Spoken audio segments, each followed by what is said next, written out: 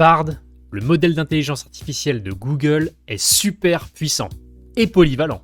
Berger de Calédonie. En plus de pouvoir écrire de belles chansons, Bard a accès à toutes les données d'Internet en temps réel.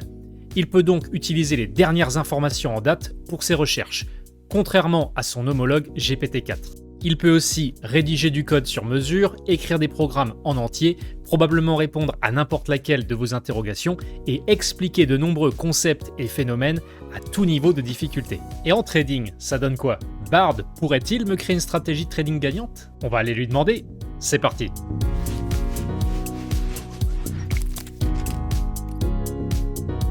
Comme dans la vidéo sur GPT-4, je me suis mis dans la peau d'un novice qui n'a pas de stratégie de trading rentable et pas forcément de très bonnes compétences en trading et qui souhaite donc utiliser Bard pour obtenir une stratégie rentable lui permettant de faire des gains sur les marchés. Je lui ai donc soumis la requête suivante. Tu es un trader quantitatif qui crée des stratégies de trading algorithmiques. Tu dois concevoir une stratégie de trading rentable qui a une espérance de gain positive. Écris-moi toutes les règles de la stratégie. Il m'a donné une réponse complète et bien formulée, certes, mais qui ne m'est pas vraiment utile. Bard est plutôt resté général et m'a donné des consignes ou des règles de bonne conduite, alors que ce dont j'ai besoin, eh bien, ce sont des règles spécifiques sur quand acheter, quand vendre, comment gérer un trade, comment gérer mon risque de manière globale. Du coup, à partir de là, c'est à se demander s'il saurait vraiment nous sortir avec précision les critères et règles d'une stratégie de trading. Oui, c'est possible. Bon, ok, alors je vais lui rappeler exactement ce que je veux et ce dont j'ai besoin. Je lui ai donc demandé via la requête suivante d'être plus précis, de me donner les indicateurs exacts à utiliser, les conditions exactes pour déclencher un achat ou une vente, où placer notre stop loss, où placer notre take profit, etc. Ok, donc là on a bien des règles claires et précises pour exécuter une stratégie de trading. Je vais donc coder la stratégie que nous a donnée Bard, elle est basée sur les moyennes mobiles et le RSI, et on va voir ce que ça donne sur le Bitcoin. À mon code, c'est parti.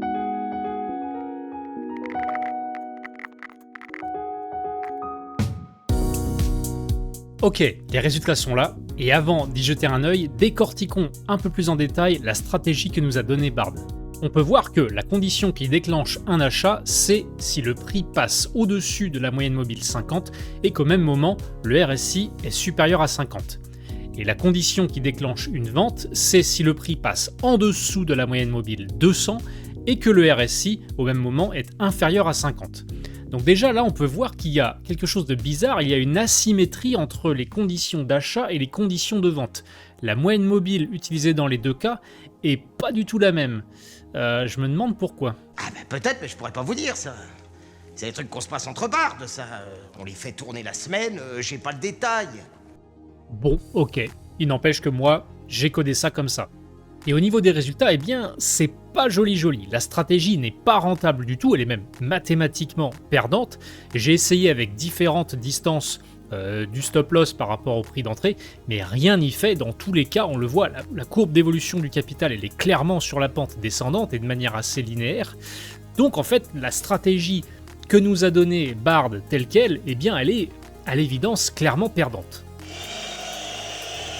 On est en effet à moins 4 jusqu'à moins 17% de rendement sur les 6 dernières années, avec des drawdowns max allant de moins 10% à moins 20%. En utilisant mes propres connaissances, je suis parvenu à rendre la stratégie perdante donnée par Bard en une stratégie gagnante.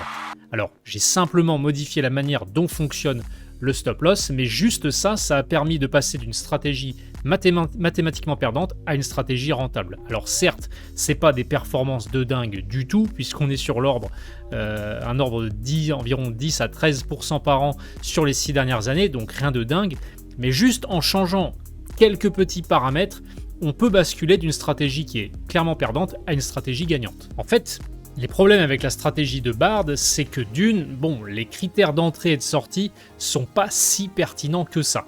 Et de deux, il nous a fait opérer sur les graphiques en un jour. Ce qui donne peu de fiabilité statistique, puisque par le passé, on n'a pas eu l'occasion beaucoup de fois de potentiellement exploiter les conditions d'entrée et de sortie données par la stratégie de Bard. Je lui ai donc demandé à nouveau de me donner une stratégie rentable, toujours, c'est là le but, mais sur des unités de temps beaucoup plus courtes, comme le 1 heure ou le 15 minutes. sur lesquels on va avoir beaucoup plus d'opportunités justement de matérialiser les conditions d'achat ou de vente données par la stratégie, donc on devrait avoir une fiabilité statistique beaucoup plus importante et donc avec beaucoup plus de fiabilité, voir si la stratégie donnée par Bard est gagnante ou pas. Cette fois-ci, la stratégie a changé puisqu'elle utilise maintenant les bandes de Bollinger et le MACD pour prendre ses décisions. Et là, en l'occurrence, bravo Bard, puisque je ne vois pas d'incohérence ni d'asymétrie entre les conditions d'achat et de vente. Oh yeah, oh yeah. Alors c'est parti, je vais coder ça.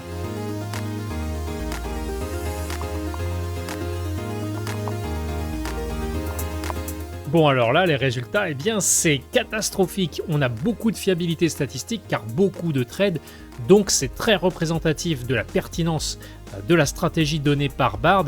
Là aussi j'ai testé différentes distances pour le stop loss et on voit dans tous les cas que ça mène clairement à la ruine. La stratégie elle est mathématiquement perdante et plus on va exécuter de trades avec celle-ci, plus on va diminuer le capital. Et on voit qu'il y a d'ailleurs des variantes qui sont à moins 91%, moins 89%, moins 99% de rendement sur le capital de départ qui est de 10 000.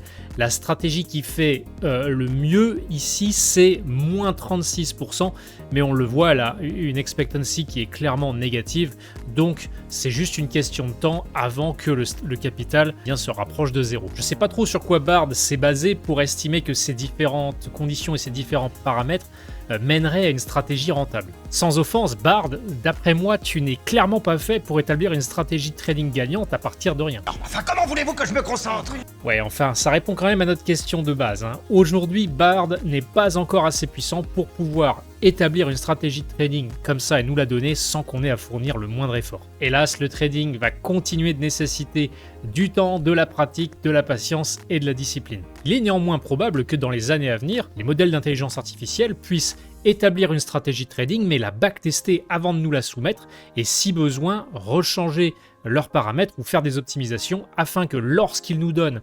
des conditions d'entrée ou de sortie ou une stratégie de trading de manière globale, eh bien celle-ci ait été backtestée et donc c'est vérifié qu'elle est gagnante sur un marché en particulier. Dans une prochaine vidéo, on essaiera notamment, comme on l'avait fait pour GPT-4, d'exploiter Bard d'une manière beaucoup plus complexe et sophistiquée en vue d'établir une stratégie de trading gagnante. D'ailleurs, je vous invite, si ce n'est pas déjà fait, à nous mettre un like ou à vous abonner à la chaîne si le contenu vous plaît. On se retrouve très bientôt. D'ici là, bonne continuation à toutes et à tous. Ciao. Allez-y, roulez, roulez!